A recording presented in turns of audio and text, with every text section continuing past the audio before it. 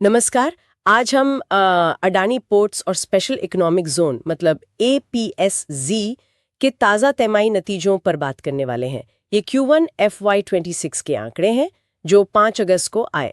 हमारे पास कंपनी की घोषणाएं हैं और कुछ शुरुआती विश्लेषण भी। कोशिश रहेगी कि इन नतीजों के मुख्य पॉइंट्स को समझें और देखें कि इसका मतलब क्या है कंपनी के लिए, इंडस्ट्री के लिए। तो सीधा आंकड़ों पर आते हैं।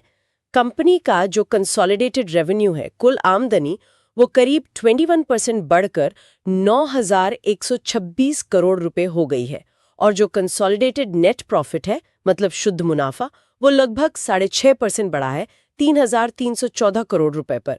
ये अप्रैल से जून 2025 वाली तिमाही के आंकड़े हैं। वैसे कुछ रिपोर्ट्स में रेवेन्यू ग्रोथ 35% और प्रॉफिट ग्रोथ 7% भी बताई जा रही है, तो आंकड़ों में थोड़ा फर्क है, पर ट्रेंड तो साफ है कि आमदनी अच्छी बढ़ी है। हाँ, बिल्कुल। ये जो हेडलाइन नंबर्स हैं, खासकर रेवेन्यू में, ये 21% या कहें 31% तक की बढ़ोतरी, ये काफ़ी मजबूत है। ये दिखाता है कि भाई कंपनी का ऑपरेशनल विस्तार चल रहा है, वॉल्यूम ग्रोथ भी है। लेकिन यहाँ एक दिलचस्प चीज़ है। मुनाफे की जो बढ़त है, वो रेवेन्यू जितनी तेज़ नहीं है, करीब 6.5-7%। इससे लगता है कि कहीं ना कहीं मार्जिन पर शायद कुछ दबाव है। हाँ, ये फर्क तो है। रेवेन्यू तो तेजी से बढ़ रहा है, पर मुनाफा उतनी स्पीड से नहीं। तो क्या इसका मतलब है कि लागत बढ़ रही है या कोई और बात है? देखिए, हो सकता है दोनों का मिला-जुला असर हो, जैसे ऑपरेशनल कॉस्ट बढ़ जाती हैं, फ्यूल का खर्चा, या शायद जो नए अधिग्रहण हुए हों, उनको इंटीग्रेट करने की लागत, वो मार्जिन पर असर डाल सकती हैं। और एक और काफ़ी महत्वपूर्ण बात जो इन नतीजों में दिख रही है, वो है कंपनी के स्टैंड अलोन नतीजे। स्टैंड अलोन मतलब सिर्फ मुख्य पॉट कारोबार, सब्सिडरी के बिना? हाँ, बिल्कुल। और स्टैंड अलोन लेवल पर देखें तो रेवेन्यू और मुनाफा दोनों में गिरावट आई है। अच्छा, तो मतलब कंसोलिडेटेड आंकड़े तो इसलिए अच्छे दिख रहे हैं क्योंकि बाकी सब्सिडरी कंपनियां शायद अच्छा कर रही हैं। लेकिन जो कंपनी का एकदम कोर पोर्ट्स वाला बिजनेस है, उसमें कुछ नरमी है। ये तो सोचने वाली बात है। सही कहा। ये स्टैंडअलोन गिरावट अहम है। ये इशारा करती है कि कंपनी का जो मुख्य पुराना पोर्ट कारोबार है, वो या तो शायद सैचुरेशन के पास पहुंच रहा है, या फिर शायद उसे नई चुनौतियों का सामना करना पड़ रहा है। ऐसे में फिर कंसोलिडेटेड ग्रोथ के लिए सब्सिडियरीज जैसे लॉजिस्टिक्स वाला काम या विदेश के पोर्ट्स, उन पर निर्भरता बढ़ जाती है। ये एक स्ट्रैटेजी हो सकती है, पर हाँ, इस पे नजर रखनी होगी। हम्म, समझ गई।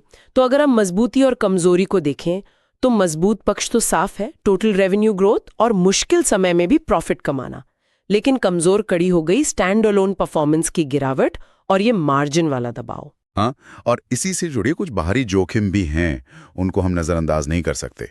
जैसे ग्लोबल ट्रेड में अनिश्चितता तो बनी हुई है, कहीं जियोपॉलिटिकल तनाव है। आप देखिए लाल सागर के पास क्या हो रहा है, शिपिंग रूट्स पर असर पड़ता है, कहीं सप्लाई चेन में दिक्कतें हैं। ये सब चीज़ें कार्गो वॉल्यूम पर असर डाल सकती हैं, सीधा सीधा। और क्योंकि कंपनी का कारोबार तो अंतर्राष्ट्रीय स्तर पर भी है, तो ये फॉरेन एक्सचेंज रेट्स मतलब विदेशी मुद्रा दरों में उतार चढ़ाव, उसका भी असर पड़ता होगा। निश्चित रूप से फॉरेक्स रेट्स में अस्थिरता कंपनी की कमाई को सीधे प्रभावित कर सकती है, खासकर जब उनकी देनदारियां या आय विदेशी मुद्रा में हो। इसके अलावा रेगुलेटरी बदलाव या पर्यावरण से जुड़े जो नए नियम आते हैं, उनसे भी लागत बढ़ सकती है। ये भी एक फैक्टर है। अच्छा, तो इन नतीजों का पूरे भारतीय पोर्ट्स और लॉजिस्टिक्स सेक्टर के लिए क्या मतलब निकाला जा सकता है? देखिए, ये नतीजे दिखाते हैं कि घरेलू मांग और इंफ्रास्ट्रक्चर पर जो जोर है, उसके चलते भारत का पोर्ट सेक्टर अभी भी मजबूत है, भले ही वैश्विक स्तर पर कुछ चिंताएं हों। ये भी बताते हैं कि अब सिर्फ पोर्ट ऑपरेशन काफी नहीं है। एंड टू एंड लॉजिस्टिक्स देना, टेक्नोलॉजी का इस्तेमाल, ऑटोमेशन, ये सब कॉम्पिटिटिव बने रहने के लिए बहुत जरूरी हो गया है।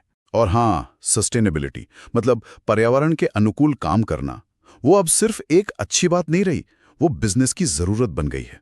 और ये जो वैश्विक परिदृश्य का असर है, उसे कम करने के लिए कंपनी क्या कर सकती हैं, क्या कदम उठा रही हैं?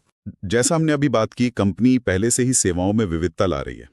पोर्ट्स के साथ साथ लॉजिस्टिक्स है, वेयरहाउसिंग है वगैरह। इसको और मजबूत किया जा सकता है, खासकर देश के अंदरूनी हिस्सों तक कनेक्टिविटी पर फोकस करके। ऑपरेशनल एफिशिएंसी बढ़ाने के लिए टेक्नोलॉजी और ऑटोमेशन में निवेश तो जारी रखना ही होगा, ताकि मार्जिन को कुछ हद तक बचाया जा सके। साथ ही कर्ज का मैनेजमेंट और कैश फ्लो पर कड़ी नज़र रखना ज़रूरी है, खासकर जब आप लगातार विस्तार कर रहे हों। और भविष्य के लिए ग्रीन पोर्ट्स और सस्टेनेबल प्रैक्टिसेस में निवेश करना बहुत महत्वपूर्ण है। तो कुल मिलाकर अडानी पोर्ट्स के ये तिमाही नतीजे एक मिलीजुली तस्वीर पेश कर रहे हैं। एक तरफ कंपनी का विस्तार दिख रहा है, रेवेन्यू बढ़ रहा है, जो बाजार में उसकी पोजीशन को मजबूत करता है। दूसरी तरफ स्टैंडअलोन कारोबार में थोड़ी नरमी है, मार्जिन पर दबाव जैसी चुनौतियां हैं, और साथ ही ये ग्लोबल अनिश्चितताओं का रिस्क भी है। बिल्कुल, ये नतीजे कंपनी की मजबूती और चुनौतियों दोनों को ही सामने लाते हैं। ग्रोथ तो है, पर उसकी क्वालिटी और वो कितनी टिकाऊ है, इस पे ध्यान देना होगा।